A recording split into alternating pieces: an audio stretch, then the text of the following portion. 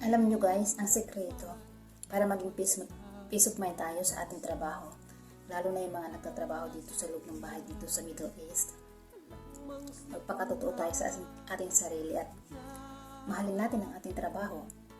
Ituring natin na parang bahay natin yung kanilang bahay. Kung hindi pa rin natin makuha yung kanilang kalooban, hayaan lang natin. Marirealize din nila.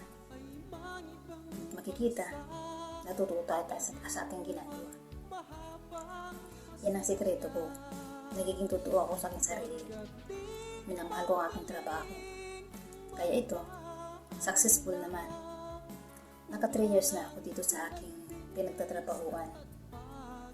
Bilang isang manggagawa dito sa Middle East. Successful sa 3 years na nandito ako is okay naman ang aking kalagayan. Oo, inaamin ko, sa totoo.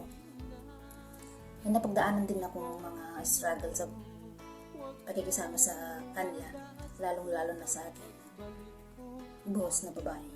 Dahil minsan, hindi talaga maintindihan ang kanyang ugali. Lalong-lalo na hindi tayo magkaintindihan sa kanilang lingwahe. Kaya, nagkakaroon ng pagkakataon na hindi talaga magkaunawaan. Yun lang ang may papayo ko. Kung gusto nilang peace of mind, maging honest na lang tayo. Tapos, magpakatotoo sa ating sarili. And then, mahalin natin ang ating trabaho. Yan lang guys.